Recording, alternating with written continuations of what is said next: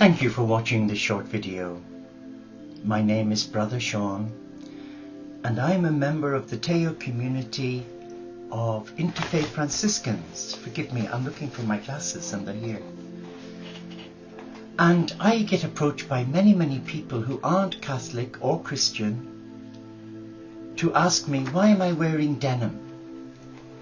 Their favorite color. And I say, because I'm a member of a great community founded by St. Francis of Assisi in 2008. Really? But they wear brown. I said, well, we wear denim because we're interfaith, like Francis, a 12th century mystic, man of the people.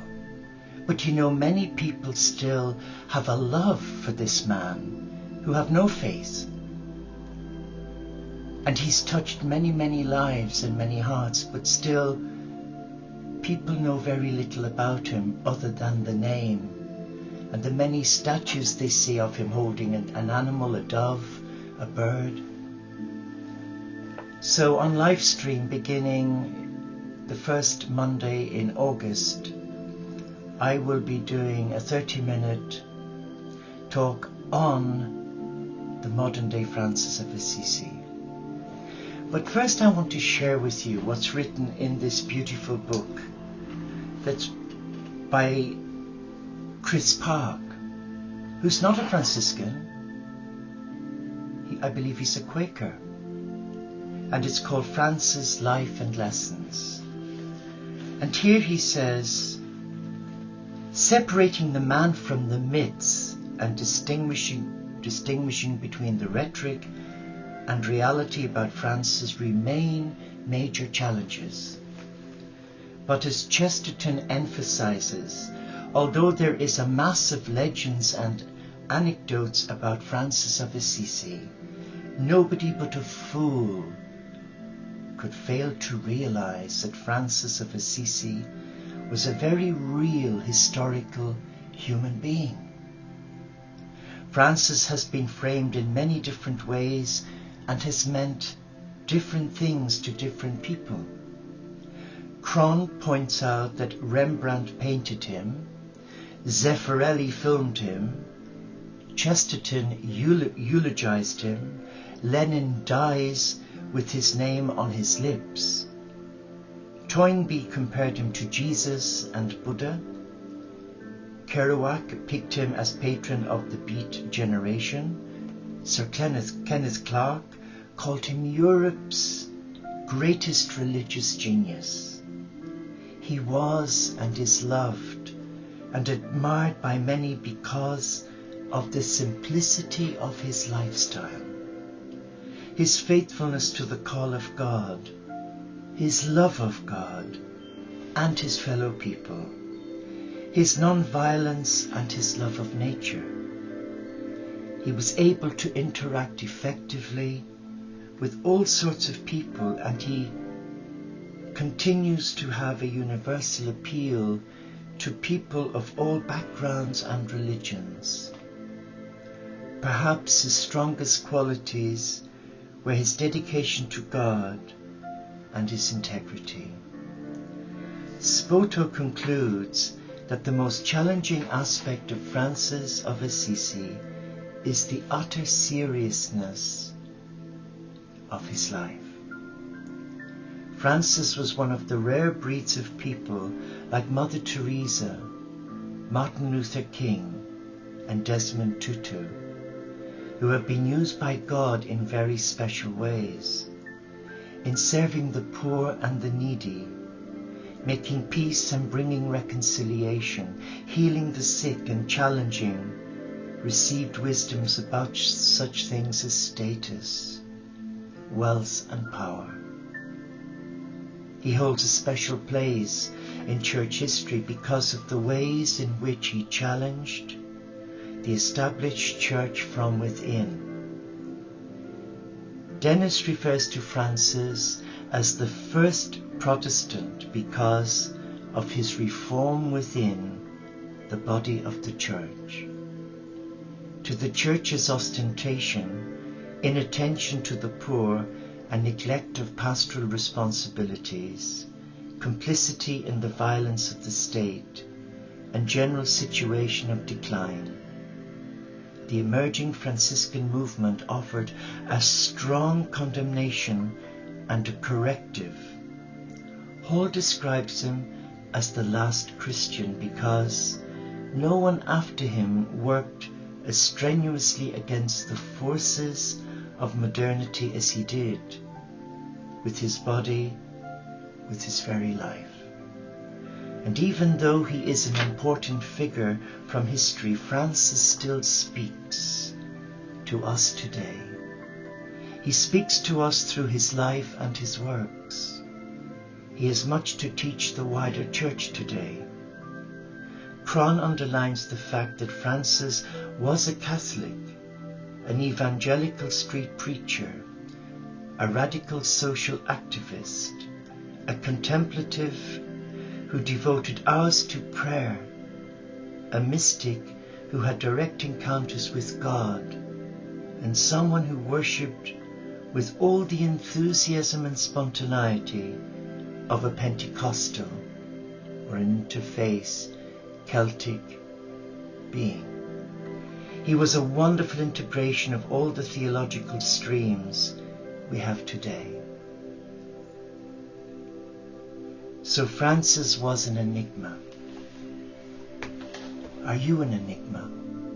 I know I am, because people are always saying, Brother Sean, you're cracked. And I admit I'm cracked. Well, apart from managing a mental health issue, I am cracked. Because you need to be cracked today to be able to embrace man's inhumanity to man. Because being cracked allows you to allow the light of God in through those cracks to touch you, to inspire you, to motivate you, to lift you up when you're down, to nurture the wounded heart that is often battered and rejected by one's brothers and sisters. And I don't claim to be a plastic cast saint. I'm human. I love my Magnum ice cream when I'm given them. But I love life. And the one thing about Francis of Assisi that I love is that he walks the talk still, because his spirit lives in my heart. And the spirit of Francis is calling God's children today to come back to their heart, to come back to a loving God through nature, to work with Gaia, to work with the elementals, the three divas and energies, with Brother Sun and Sister Moon. Are you in love with the spirit of Francis, of all that he represented? Because if you are, you can be a follower of Francis, even if you're a Buddhist, a Zen Buddhist, a Hindu, a Sikh, a Muslim, a Jew, a Baha'i, a pagan, a Wiccan, even a Pentecostal. You can still be a friend and a follower of Francis. How? Well, the Teo community of St. Francis is an interfaith community where brothers and sisters of different beliefs come together on live stream, because at the moment, since 2008, we've been a cyber online community where we gather each day at 9 in the morning for prayer with an interfaith feel to it, at 5 o'clock in the evening for a prayer of thanksgiving, again with an interfaith. 8 o'clock every evening we have a vigil dedicated to Gaia Mother Earth for peace and unity within all faiths. And at midnight I run a healing, meditation and soiree for 30 minutes. So our brothers and sisters who follow in the footsteps of Francis live a simple life like he did, from their own monastery without walls, their home. And many people have aspirations of living that simple life, be they married, single, divorced, widowed, disabled, gay, straight. Labels don't matter because we're not here to judge. We are a spiritual community rooted in the Celtic Franciscan ideologies, where our spirituality is about service to one God. We do not proselytize. You don't have to convert. You bring the richness of your belief with you, and you share the wisdom of your teachers with the community. If Francis is calling you to be part of this wonderful movement of walking the talk for peace, of being a voice for the voiceless, of being an ecologist as he was, being a lover of poetry because he was a lover of Rumi. If your heart is inspired to hold that vision of Francis, a 12th century mystic, you can still be a part of that Franciscan dream. You don't have to convert, as I've said. You don't have to leave family and friends and enter a monastery that I did back in the 60s and be given a different name. You can be a follower, you can be a friend, and you can enter the Spirit as a friend of our community or as an oblate in training to become a monastic and live that simple life, either as a hermit, contemplative, or as one working in society. I've chosen to live the enclosed life, although I do allow myself out for an hour each day to walk in the woodlands or along the seashore, just to connect with nature. But you can choose your level of commitment. Let us pray.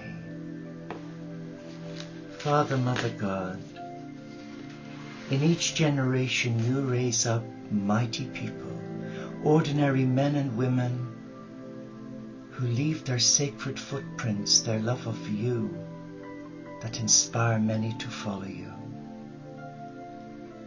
And none greater than Francis, we call on the spirit and the essence of Francis and all his followers from the beginning of time to support us now as we listen to our heart, our teacher.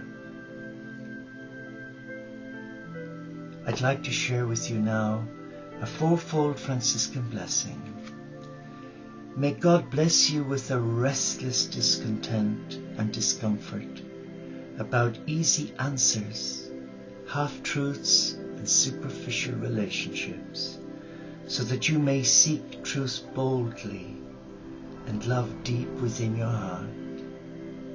May God bless you with holy anger at injustice, oppression and exploitation of people, so that you may tirelessly work for justice, freedom and peace among all people, all faiths.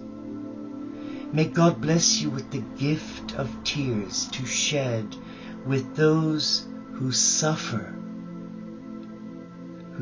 from pain, rejection, starvation, or the loss of all that they cherish, so that you may reach out your hand to comfort them and transform their pain into joy. May God bless you with enough foolishness, yes, to believe that you really can make a difference in this world as he did, so that you are able, with God's grace, to do what others claim cannot be done.